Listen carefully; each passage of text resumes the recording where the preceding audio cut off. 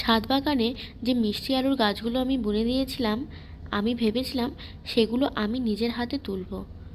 তার জন্য এবার এই মিষ্টি আলুর গাছগুলো তুলতে তুলতে একটু দেরি হয়ে গেল, কারণ আমার এত ঠান্ডা আর জ্বর যে শেষমেশ আমি ভাবলাম যে এবার আর আমার নিজের হাতে মিষ্টি আলুর গাছ তোলা হবে না। বেশি বৃষ্টি জল পেলে সে গাছটা পচে যাবে।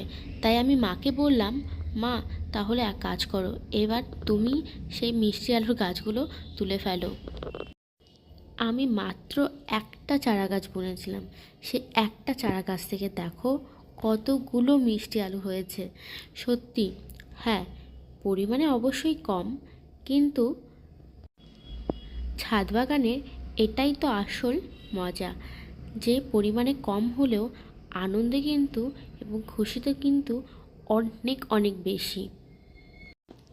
ছাদ বাগানে যতগুলো গাছ রয়েছে না, ততগুলো গাছের পেছনে আমার এবং মায়ের অসম্ভব ভালোবাসা জড়িয়ে রয়েছে।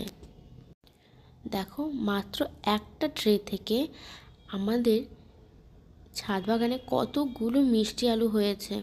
শুধুমাত্র একটা গাছ বুনে দিয়েছি, সত্যি দেখতে খুব খুব খুব ভালো লাগছে।